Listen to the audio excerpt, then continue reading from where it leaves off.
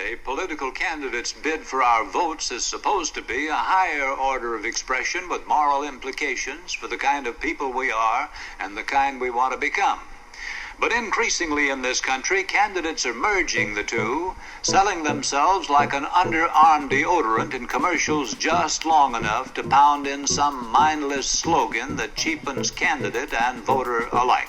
I'm going to be talking about The Candidate. It's a 1972 political satire starring Robert Redford and directed by Michael Ritchie.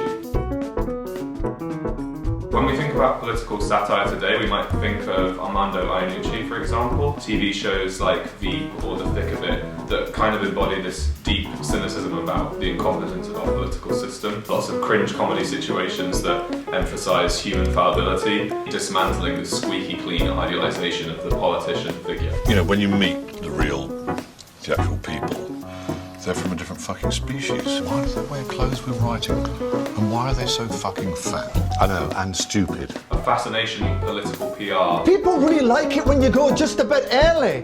You know, steely-jawed, far away look in your eyes. Before they're getting to the point where they're sitting around in the pub saying, oh, that fucker's got to go, you surprise them. Blimey, he's gone. I didn't expect that. He was hounded out by the fucking press. How our mass media system has fundamentally changed the nature of politics. There are photoshopped versions of the Declaration of Independence with Mary Magdalene. How do we stop this meme shit? No, it's just a meme, ma'am, not a meme, ma'am. The Candidate is a film that's on the cusp of these changes. It sort of identifies a moment when public perception becomes such a central political consideration, where politicians, rather than their policies, are packaged up and sold to voters, as the film's own fictional TV commentator claims, like an underarm deodorant.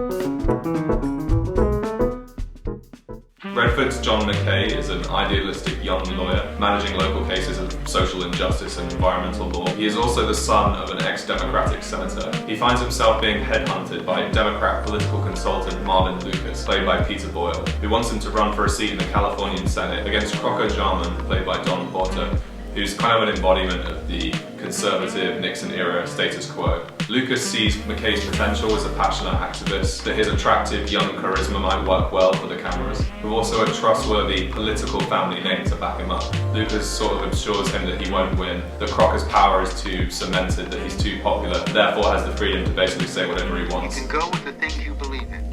For openers, you've got credibility. You've got the name. You're free, McKay. You don't have a chance, so say what you want. Crocker Jarman is introduced as essentially a Republican caricature. He disregards social welfare, supporting a big business-led economy at the expense of the environment. The solution to welfare is not more welfare. It's more enterprise, more industry, and more jobs. It's all wrapped in this sticky veneer of old-fashioned American family values that might remind us of Reagan or George Bush today. What's that? My daddy thinks you should run for vice president. Get this child to a violin. Crocker's depiction in the film can be seen as part of this wave of cynicism towards the Nixon-era US government, with Vietnam politicizing a young generation of Americans. Redford would go on to be known for films of the mid-70s that expressed this kind of cynicism, films that depicted the sinister machinations and the uncovered agendas of a post-Watergate government, like All the President's Men and 3 Days of the Condor. After watching his father as governor, we see how little faith McKay has in neither the system or the candidate. I watched my dad for 20 years. That was no good, huh? Yeah, it was good for him. He loved it. He got to be Governor John J. McKay. Not what good it did for anybody else, though. When McKay gives a speech at the Democratic candidate panel, he asks his fellow Democrats, and by extension the audience, whether the problems of our society can even be raised in a saccharine campaign context. But the crowd kind of gazes at him vacantly, and the TV cameras cut up to like the first 10 seconds of his speech. They basically got no idea what he's talking about. McKay, your speech was wonderful. I enjoyed every moment of it. You'll be a wonderful senator. Yes. McKay. Yes, hello. Oh, you're lovely. Of all the candidates, why, you are the loveliest. Lucas's promise that he can say whatever he wants soon begins to fall apart. The film shows advisors surrounding him at all times, running question drills where they deliver the question and the answer. You got an answer for him, Corey? Well, you could say Japan or India You know, people in this state still expect an invasion in Pasadena. His desire to raise complicated social issues takes a backseat to short, snappy advertisement-like delivery. Mr. McKay, what do you think about legalized abortion? I'm for it. I think every woman should have that right. Bill, you can't put it that way. Well, it's not going to be understood without a hell of a long explanation, so just say it's worth studying. It pokes fun at unscrupulous political PR. Gotta get off this when they change the plan. Get off? What about the group in San Diego? Never mind them. Got a fire in Malibu. It's perfect. The cringe comedy of politicians playing for the camera. Walking through an inner city ghetto, McKay is questioned by his all-white political team about the impact of black marginalization. We see these strained interactions with the neighborhood residents, with one of the consultants mistakenly thinking he's about to be mugged. Hey, brother. How you doing? Golden wonder of the West. Give me 5.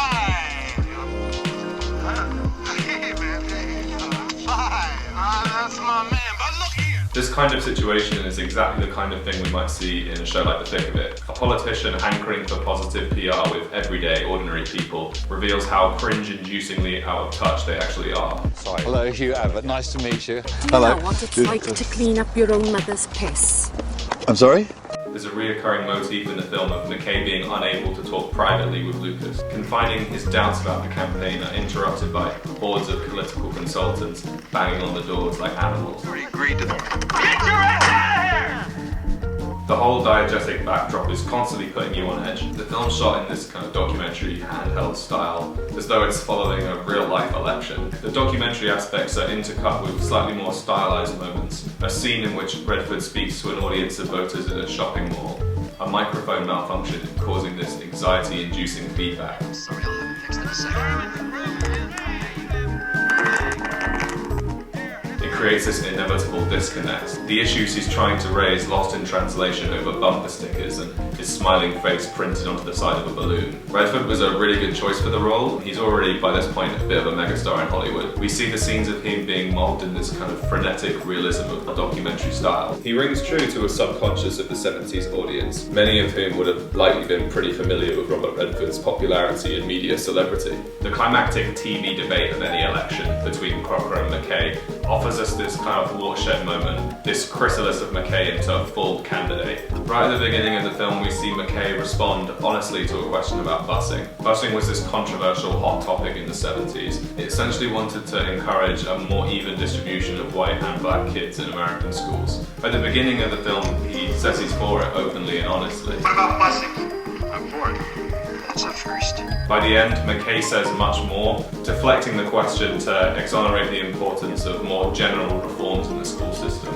Well, we can't let a school bus carry all the burdens of our society, and we should always try to preserve the concept of the neighborhood school in achieving this. Gentlemen, there's pollution. He has also embraced Lucas's line on abortion, successfully skirting the issue while also appealing kind of progressive. Well, this is a matter that not only concerns women, but all of us, and it certainly deserves a lot more study than it's been getting. He's no longer this opinionated activist, but an instrument of the opinion polls, puffed to the brim with flashy, inoffensive answers and TV charisma. However, as the debate winds down, McKay kind of loses it. He becomes unable to stomach the empty rhetoric, and to Lucas's horror, berates the superficiality of the election on live TV. In the beginning, I think it's important to note what subjects we haven't discussed. For example, we haven't discussed the rot that destroys our cities. We have all the resources we need to check it, and we don't use them. And we haven't discussed why not. We haven't discussed race in this country. We haven't discussed poverty. In short, we haven't discussed any of the sicknesses that may yet send this country up in flames. And we better do it. We'd better get it out in the open and confront it before it's too late. The candidate is fascinated with how mass media has changed the political landscape forever. How images of politicians beamed into our living room on the news have diluted the issues at the heart of politics itself. McKay has in effect answered his own propositional question, as the raising of complex political issues has taken a backseat to what the film's political commentator describes as Madison Avenue commercialism. Specific policies dissolve into old generalities. The Madison Avenue commercial has taken over as his standard means of persuasion. The voters are being asked to choose McKay the way they choose a detergent. Sacco salesmanship, no moral considerations involved. This is a social anxiety of the time, And it is quite interesting if you compare Jimmy Carter's election promos, who you could actually argue as being the candidate's real-life prediction, a Democratic swing vote putting him in the White House in 1977, who, like McKay, successfully challenged the Republican legacy of Ford and Nixon. Jimmy Carter knows what it's like to work for a living. Until he became governor, he put in 12 hours a day in his shirt sleeves during harvest at his farm. Vote for Jimmy Carter in your Democratic primary. If we're ever going to tackle the problems of the 1970s, we need all the strength a young man can give. Bill McKay has it. For a better way, Bill McKay. As the candidate seems to anxiously predict, politics has increasingly veered off in this direction, with campaigns fought on a multimedia battleground, with elections won in the editing rooms. The once clear lines between politician and celebrity don't seem so clear anymore. Who could have guessed that 9 years after this film, an actor like Redford would be elected as President of the United States? I guess I just wish he'd played it a bit more with the moral confliction and pure likability of Robert Redford's McKay.